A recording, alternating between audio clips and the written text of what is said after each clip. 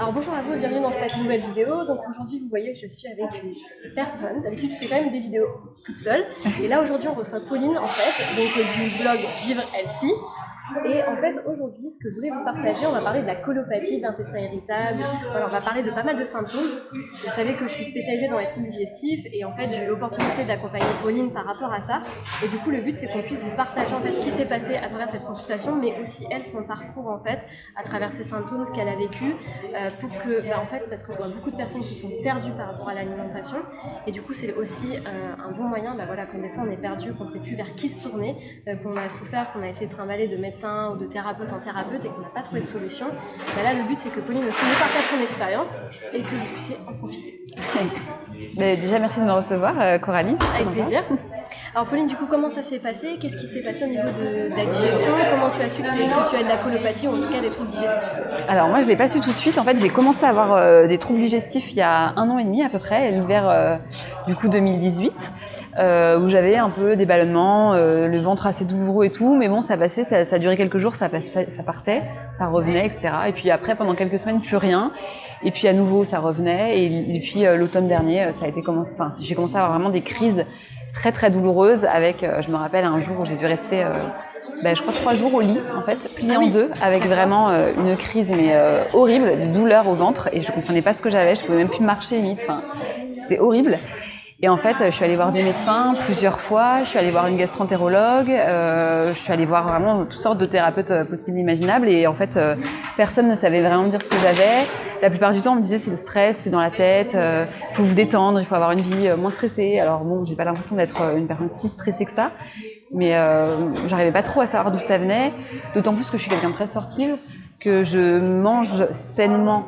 Dans le sens où voilà, j'essayais d'avoir des crudités à tous les repas, des légumes, même des légumineuses, etc. Et je comprenais pas en fait d'où ça venait. Ouais, tu disais c'est pas possible, ça vient pas de mon alimentation, il y a autre chose forcément. Voilà. C'est ça, je comprenais vraiment pas d'où ça venait, parce que je me dis je mange sain, je fais du sport, donc je comprends pas le délire. Et en fait, un médecin me parle du régime low FODMAP. D'accord. Donc j'achète un livre qui expliquait justement quels étaient les aliments riches en FODMAP, c'est pourquoi il fallait les éviter, etc. Je commence à mettre en pratique. Et effectivement, moi, je constate une amélioration, dans le sens où déjà, j'avais plus de crises très douloureuses, mais j'avais toujours des ballonnements, j'avais toujours le ventre très très gonflé, vraiment comme une femme enceinte et tout. Il y avait des aspects comme ça de la colopathie qui partaient pas. Et à l'époque, je savais pas encore que c'était la colopathie, justement. On t'avait pas encore diagnostiqué, on t'avait pas mis un mot dessus. Ouais, voilà, c'est ça. Donc, du coup, bon, je suis ce régime. J'en parle sur mon blog aussi, parce que je vois quand même des améliorations. Donc, je me dis, ça peut aider d'autres gens. Et à l'époque, j'ai plein de gens qui me répondent en me disant, c'est hyper cool que t'en parles, parce que on trouve pas d'infos là-dessus sur la colopathie et tout. Alors, juste précision, du coup, je vous remettrai le lien de l'article auquel tu parles en dessous. Si vous aussi, vous avez de la colopathie, du coup, ça peut être super bien de pouvoir retrouver des conseils sur le blog de Pauline. Voilà. Et donc, du coup, donc je suis ce régime et en fait, c'est par ce régime-là que j'ai compris que c'était de la colopathie, en fait, parce que c'était décrit comme tel. Donc personne t'avait dit avant? Non. Le médecin ou non. Personne. Donc j'ai revu ma gastroentérologue qui m'a confirmé que c'était une colopathie. Donc c'est là que j'ai su vraiment mettre un mot sur cette maladie. Ça t'a rassuré quelque part de savoir ce que t'avais? Oui, ça m'a rassurée parce que c'est vrai que quand t'as pas de nom sur tes mots, c'est assez t'angoisses, tu sais pas ce que t'as quoi. C'est vraiment pas rassurant du tout. C'est pour ça que je fais juste la parenthèse et que je dis souvent sur Instagram que c'est important d'aller se faire diagnostiquer parce qu'en fait, quand vous avez des symptômes qui sont répétitifs sur le corps et qu'on ne sait pas vous diagnostiquer, en fait ça fait peur. Et en fait ça tourne et vous dites qu'est-ce que j'ai une maladie inflammatoire, qu'est-ce qui m'arrive, est-ce que j'ai un truc chronique qui va rester à vie. Et c'est pour ça que la médecine allopathique, donc la médecine aujourd'hui qui nous soigne, qui est à 90% présent en France, elle est indispensable. Bien évidemment que ça doit venir en complémentarité de tout ce qui est médecine naturelle alternative, mais en tout cas effectivement la médecine allopathique aujourd'hui est indispensable pour ça.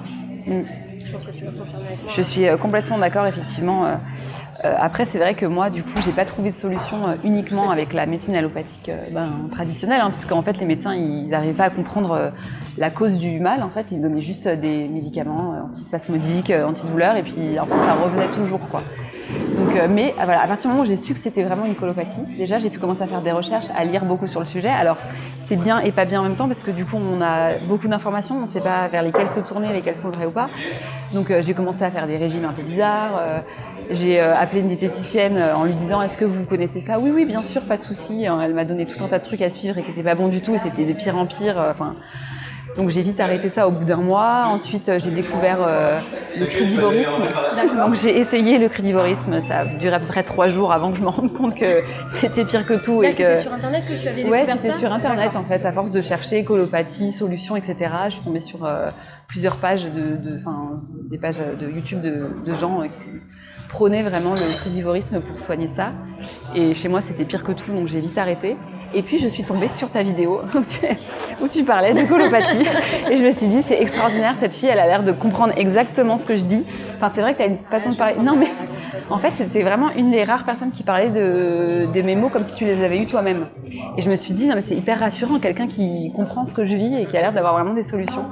Donc j'ai commencé à mettre en place déjà des petits changements avant même de t'avoir en consultation. Grâce aux vidéos du coup. Grâce aux vidéos. Super. Sur les porridge notamment, où j'en mangeais genre tout le temps, tous les matins, avec plein de fruits, plein d'oléagineux, très instagrammables, mais apparemment pas très bien, donc pas très bien pour la santé. Du coup j'ai arrêté ça et c'est vrai que ça fait du bien.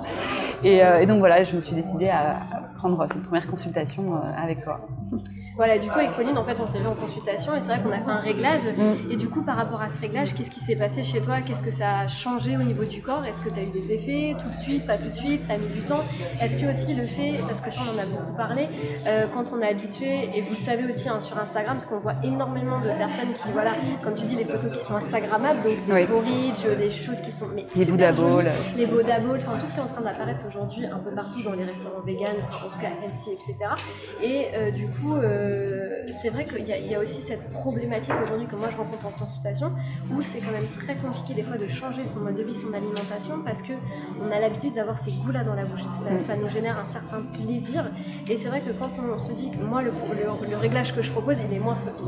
Il est moins fun, ouais. Il est moins instagrammable, Coralie. T'as pas pensé à moi quand t'as fait ça?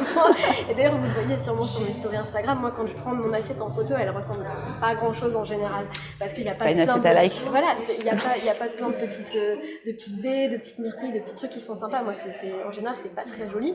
Mais du coup, alors, quels ont été les effets en fait de ce qu'on a fait, de ce qu'on a travaillé ensemble, Pauline? Est-ce que tu peux nous en dire un peu plus? Ah, bien sûr. Alors moi, déjà, j'ai mis en place tout de suite le plan alimentaire. Je pense que c'était le premier truc que je voulais absolument suivre et changer. Et en toute franchise, et je dis pas ça parce qu'on est devant ta caméra, mais en 3 jours, j'avais le ventre qui avait dégonflé, j'avais plus mal au ventre. Enfin, c'était genre incroyable. Par contre, pour être 100% franche, je trouve pas ça évident de suivre ce rééquilibrage alimentaire, je sais pas comment on dit ça. Oui, c'est ça, rééquilibrage alimentaire. Tous les jours parce qu'il y a les vacances, il y a les sorties au resto, il y a le fait d'être invité chez des gens où on va vous demander est-ce que tu veux des tomates? Ben non, on n'a pas le droit, donc voilà. Et donc c'est pas toujours évident à suivre partout et c'est vrai que je me rends compte dès que je dévie un peu, ben les mots reviennent. Et donc il faut bien avoir en tête que en fait le programme il est mis en place pour toujours. Enfin c'est vraiment un changement de vie. Et ça prend du temps de tout mettre en place. Moi, ça fait 1 mois et demi après que je le suis et je vois vraiment les bienfaits, mais je me rends compte que je suis au début du chemin et que j'ai encore plein de choses à faire, quoi. En fait, ce qui est hyper important dans ce que tu dis, c'est qu'effectivement, c'est un mode de vie qui va vous suivre. En fait, comme je dis toujours, 80% du temps, l'alimentation doit être assimilable, équilibrée, digeste. 20% du temps, forcément, il y a des écarts. On est invité, on mange une pizza, comme tu dis, il y a des tomates en entrée, il y a du melon. Bah oui, forcément, c'est un peu compliqué de dire aux invités, bah je mange pas ça, donc oui, on fait un effort, etc. Mais quand il y a eu déjà beaucoup de troubles digestifs qui ont été là, bah tout de suite ça ressort. Après, par contre, une fois qu'on a bien bossé sur les piliers de santé, au bout d'un moment, en fait, le corps il s'est éliminé rapidement, il n'y a plus tous ces symptômes qui apparaissent. Effectivement, quand on a ce fameux ratio 80-20%, c'est vrai que voilà, 80% du temps, je dis une alimentation assimilable, digeste et individualisée en fonction du mode de vie, de votre façon de penser, si vous êtes sportif ou pas. C'est vrai que 20% du temps, on fait des écarts. Ça fait partie de la vie, c'est normal. Mais par contre, effectivement, ce que je veux repréciser avec Pauline, ce qui s'est passé, c'est que comme tu dis, une fois que tu as fait le réglage alimentaire, que tu t'es vraiment tenu à ça, en fait, tout avait bougé. Oui. Et ça, c'est hyper important parce que très souvent, on veut nous faire prendre des choses. Oui, des compléments alimentaires, des choses. Oui, complètement. Et en fait, là, on travaille vraiment sur les piliers de santé, l'assiette. Oui, complètement. Et en fait, pour moi, c'est miraculeux parce que je me dis, on n'a pas forcément besoin de prendre des compléments alimentaires. Ça va être une aide pour soutenir la personne, pour aider dans la motivation de la mise en action. Mais ce que j'adore, ce que tu me dis, c'est que tu me dis, au bout de 3 jours, ça avait déjà changé en fait. Ah oui, complètement. C'est-à-dire que moi, c'est vrai que j'aime beaucoup prendre des compléments alimentaires, surtout des plantes, parce qu'effectivement, elles ont des bienfaits qui sont très agréables au quotidien et qui améliorent les choses. Mais même sans rien, juste en changeant l'assiette, moi j'ai vu vraiment les modifications. Et j'ai envie de te dire, à la limite, tu prends que des compléments alimentaires, tu changes pas ton assiette, les compléments ils servent absolument à rien. Alors que tu peux très bien ne pas en prendre et juste modifier ton alimentation et n'avoir plus de mots, quoi. Mais complètement. Et c'est ça aussi un peu mon combat. Enfin, en tout cas, ce que je veux véhiculer. J'aime pas trop le mot combat, mais en tout cas, ce que je veux vraiment véhiculer, c'est que je dis toujours les compléments alimentaires, c'est une aide. Ça, bien sûr que c'est naturel, c'est des thérapies, on en a besoin plutôt que de prendre des trucs chimiques. Mais par contre, effectivement, c'est pas la béquille. Oui, non, mais c'est ça. C'est ça, ça va pas tout faire, quoi. Il faut vraiment de son côté prendre la décision de changer ses habitudes alimentaires et ses habitudes de vie au global, quoi. Qu'est-ce qui, toi, t'a posé le plus de problèmes à changer ton alimentation? Quel était le premier problème auquel t'es confronté? Est-ce que c'est la famille? Est-ce que c'est les habitudes? Est-ce que c'est les goûts? Alors moi, le premier problème, je dirais que c'est plus les habitudes. Je suis quelqu'un de très gourmande et les goûters, j'avoue que les goûters juste de fruits, bon, c'est un petit peu tristoun, hein. Voilà, des fois, je me ferais bien un gâteau ou un truc comme ça et je me dis non, mais après, je sais que je vais pas être bien et que j'aurai mal. Donc en fait, je suis assez intuitive là-dessus et j'écoute mes sensations avant d'écouter ma gourmandise, en fait. Donc ça a été vraiment le truc le plus dur et c'est le truc qui me fait craquer le plus encore en ce moment. Donc c'est pour ça que je te disais que je sais que j'ai encore du travail à faire là-dessus. Mais c'est vrai que si je m'écoute, ouais, c'est... Après, on est tous humains aussi. Hein. Ouais, voilà, c'est ça. On n'est pas tous parfaits. Et oui, du coup, Pauline aussi, comme tu as écrit un article sur la colopathie, d'ailleurs, je vous remettrai le lien juste en dessous pour que vous puissiez le consulter. Il y a beaucoup de personnes qui t'ont répondu par rapport à ça. Quel est le constat que tu as fait? Est-ce que les gens sont perdus? Est-ce que toi, tu renvoies vers d'autres personnes? Est-ce que toi, tu partages ton expérience? Comment ça se passe par rapport à ces gens qui t'écrivent? Est-ce que tu constates que comme il y a de plus en plus de modes alimentaires, les gens sont perdus, ou on les accompagne pas bien, ou on ne sait pas forcément ce qu'ils ont? Quel est ton constat par rapport à ça? Alors effectivement, j'avais écrit un article sur la colopathie justement quand je commençais à trouver des réponses et des solutions pour être mieux au quotidien, et je me suis dit il faut que j'en parle, même si c'est pas un sujet très glamour, parce que c'est vrai que parler de colopathie, de ventre ballonné, de différents mots, de gaz et de compagnie, c'est pas très poétique, hein, on va dire, surtout chez la blogueuse classique machin. Bon bah voilà, il y a pas grand monde qui en parle, on va dire, très franchement, mais en même temps c'est un sujet hyper qui touche beaucoup de monde. Et en fait moi, c'est ce que je me suis rendu compte quand j'ai posté l'article, c'est le nombre de messages que j'ai reçus, alors parfois en commentaire et beaucoup plus en message privé parce que les gens veulent pas être visibles en fait, mais le nombre de messages de gens qui sont concernés, c'est incroyable de se rendre compte. Et en fait les gens étaient contents que quelqu'un en prenne la parole et en parle, et du coup j'ai eu plein de questions. Les gens étaient hyper concernés parce qu'ils hyper perdus, justement, c'est ce qu'on disait, en fait personne n'a de réponse. Et alors moi je suis pas diplômée de quoi que ce soit, donc je me permets pas de leur donner des conseils, mais par contre je les réoriente vers les lectures que j'ai pu faire, les thérapeutes que je peux voir, etc. Voilà, et du coup pour les aider au mieux que je puisse faire, quoi. Est-ce que tu aurais un message à passer justement à tous ces gens qui sont perdus? Quel serait ton premier conseil par rapport à toi, ce que tu as vécu, ton histoire? Est-ce que tu aurais quelque chose à dire à ces personnes-là qui sont aujourd'hui complètement désespérées au bout du rouleau? Ouais, alors moi le conseil que je donnerais, c'est vraiment de se tourner vers la naturopathie, et je dis pas ça parce qu'on est là sur ta chaîne, mais c'est juste que moi c'est vraiment la seule bonne réponse que j'ai eue, c'est la naturopathie. J'ai vu des tas de médecins, j'ai vu des tas de traitements médicaux et tout, il n'y a rien qui y faisait. Et en fait la naturopathie, vu que l'approche elle est globale, complètement holistique, et qu'elle prend en charge vraiment tous les aspects de votre vie, c'est vraiment ça qui va vous changer au quotidien et vous apporter beaucoup de bien-être et vraiment des vraies solutions sur la colopathie. Moi c'est la colopathie, mais je pense sur tous les problèmes digestifs. Complètement. Est-ce que tu as d'autres choses à nous partager par rapport à ça, ton vécu, ton histoire? Est-ce qu'il y a des choses qui t'ont vraiment blessé par rapport à ce parcours, de ne pas être forcément entendu? Est-ce qu'il y a des choses que tu as envie de nous partager? Moi, ce qui m'a vraiment blessée à l'époque, c'est qu'on me dise tout le temps c'est dans ta tête, t'es trop stressée, alors que je suis pas quelqu'un de méga stressé. Enfin, je travaille de chez moi, je fais un boulot que j'adore, j'essaye de méditer tous les jours et tout, donc j'avais pas l'impression que ça venait que du stress. Et c'est cette incompréhension qui est assez difficile. Après, je pense que voilà, faut évidemment pas hésiter à se tourner vers déjà en parler. Parce que c'est en parlant qu'on se rend compte qu'il y a plein de gens qui sont concernés, qu'on n'est pas seul, c'est juste que les gens n'osent pas. Mais il faut en parler autour de soi et voilà, et encore une fois consulter une naturopathe, c'est top. C'est très très tabou en fait, hein, comme sujet. Ouais, comme tu disais, c'est complètement. vraiment pas glamour de dire je souffre de ballonnement, j'ai la diarrhée, j'ai des troubles digestifs, j'arrête pas de péter, etc. C'est sûr que c'est pas des choses qu'on aborde en société. Non mais c'est vrai, que, clairement, on se dit, mais en plus, on sait très bien qu'aujourd'hui ça n'arrive pas qu'aux autres, hein, ça nous arrive à nous. Et c'est vrai que comme tu dis, quand tu as écrit cet article, je pense qu'il y a aussi, comme tu dis, il y a beaucoup de gens qui t'ont écrit. Parce qu'aujourd'hui, moi je vois beaucoup de gens qui sont concernés par ça, mais aussi encore une fois, je vais pas jeter la pierre parce que je suis pas là pour critiquer, mais aussi parce qu'il y a beaucoup de théories alimentaires qui viennent énormément sur le marché, chaque personne va un peu de son expérience, etc. Du coup, on teste, comme on disait, on teste des théories alimentaires parce qu'on est complètement perdu, on est complètement paumé, et on se dit un jour je tombe sur tel bouquin et en fait ça me fait du bien un peu, 2-3 semaines, et puis encore 3 jours des fois, et puis des fois c'est pire, des fois on se dit il faut mieux que j'arrête parce que là ça va c'est pas du pire que tout. Et en fait des fois on se dit mais est-ce qu'il y a une fin à tout ça, et c'est aussi pour ça que je suis hyper contente de t'interviewer sur ça, sur ce sujet, c'est parce que pour moi t'es quand même une personne qui a trouvé vraiment une réponse. Et il y a des gens qui cherchent pendant des années, des thérapeutes, etc., qui font un gros travail, qui mettent beaucoup d'argent aussi, parce que ça, pour moi c'est un gros problème de se dire je dépense des fois je vois des personnes en consultation qui me disent j'ai dépensé 1500, 2000 euros, j'ai fait plein de thérapeutes, acheté plein de compléments alimentaires, fait des cures, fait des jeûnes, il n'y a rien qui a marché, et je me dis ça c'est, pour moi c'est pas normal. Mais moi j'ai eu ça dans les commentaires sous mon article sur la colopathie, de femmes qui me disaient ça fait plus de 10 ans que je cherche, j'ai dépensé des fortunes dans des tas de thérapies, je trouve pas, on m'a mis sous antidépresseur depuis 10 ans, et je me dis non mais c'est fou quoi. Finalement moi j'ai eu de la chance de trouver une réponse au bout d'un an et demi, tu vois, parce que c'est assez court, mais je me dis ces pauvres femmes qui sont sous antidépresseurs pour un truc qui pourrait être guéri en quelques jours, c'est fou quoi. Non, c'est pas normal, comme tu disais, il existe des solutions alternatives d'accompagnement, de la cause en fait, de comprendre pourquoi il y a ça, parce que comme on dit, il n'y a pas de fumée sans feu. Au niveau du tube digestif, c'est pareil en fait, quand il y a un symptôme, c'est parce qu'il y a une cause. En fait, la baignoire elle déborde parce que vous laissez les robinets, on est bien d'accord.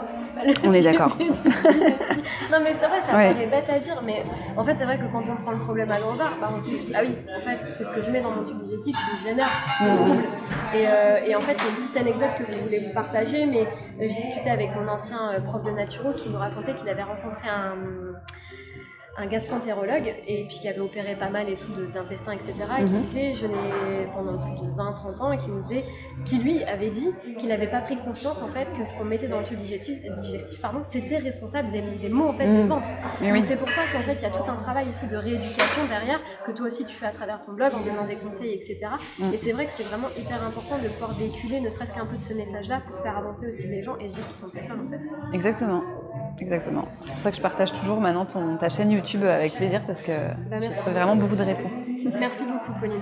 Est-ce que tu as un dernier message à faire passer, quelque chose que tu aimerais partager ou même véhiculer ou... Qu'est-ce que piège?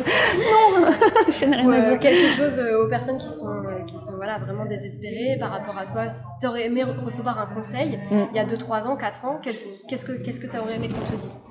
En fait, peut-être de revenir à une alimentation plus basique, parce qu'en fait c'est vrai que sur les réseaux sociaux, moi je disais tout à l'heure, je mangeais beaucoup de crudités et tout, sur les réseaux mais partout dans tous les médias on voit plein d'idées de régimes alimentaires possibles, imaginables, avec toujours plein de trucs dans les assiettes qui sont très jolis et tout, donc on sait plus trop quoi manger, et finalement t'as l'impression qu'il faut juste revenir à des plats que nos mamans faisaient ou que nos grands-mères faisaient, qui sont hyper simples et tout, et c'est vrai que j'aurais bien aimé qu'on me dise ça à l'époque, et en fait on n'en parle pas tellement parce que c'est pas très tendance, mais c'est la base quoi. Tout à fait, et c'est vrai que ça j'insiste beaucoup sur ça, et en fait on est beaucoup dans la société du paraître, du bien-être, et qu'il faut que ça soit beau, etc., que ça soit vendeur, mais c'est vrai que derrière on se rend pas compte qu'il y a des gens qui souffrent en fait de troubles digestifs à cause de ça, et aussi parce qu'on nous prône cette nouvelle tendance qui est en train de fortement arriver en France, et comme tu dis, voilà, notre travail c'est aussi de revenir sur des choses qui soient les piliers de santé. Exactement. Merci à toi Pauline pour ce partage, je pense que ça va aider énormément de gens aussi à comprendre, à avancer, et puis à faire leur cheminement aussi, à prendre conscience qu'ils ne sont pas seuls et qu'il y a des solutions qui existent. Vraiment, c'est vraiment top le travail que tu as fait, et aussi je te remercie énormément de ta franchise, de partager tout ça, parce que c'est un sujet qui est un peu tabou et des fois on n'a pas trop envie de s'exposer, et aussi de ton passage à l'action, parce que vous savez que je fais des consultations, et moi ce qui m'anime le plus c'est quand je vois les gens qui ont des résultats et qui me disent en fait c'était dur de passer à l'action, parce que comme je disais, il faut modifier nos habitudes, on a eu tellement l'habitude de nous rabâcher qu'il fallait manger ça, ou voilà, que ça soit beau, que ça soit bon, etc., même pour le goût. Et en fait, quand Pauline nous disait tout au début de l'interview en fait, j'ai eu des résultats en 3 jours en changeant juste mon alimentation, moi je trouve que c'est juste formidable. Je me dis que c'est formidable et qu'il n'y a pas besoin de dépenser des 1000 et des cents pour... Ah oui, non, vraiment pas. Voilà. Au contraire. Merci à toi de m'avoir reçu en tout cas, c'est un plaisir. Avec grand plaisir, et puis j'espère que cette vidéo vous aura aidé à avancer. Encore une fois, je vous mets tous les liens en dessous pour suivre Pauline sur Vivre Healthy, et puis à très vite dans une prochaine vidéo. Salut. Ciao.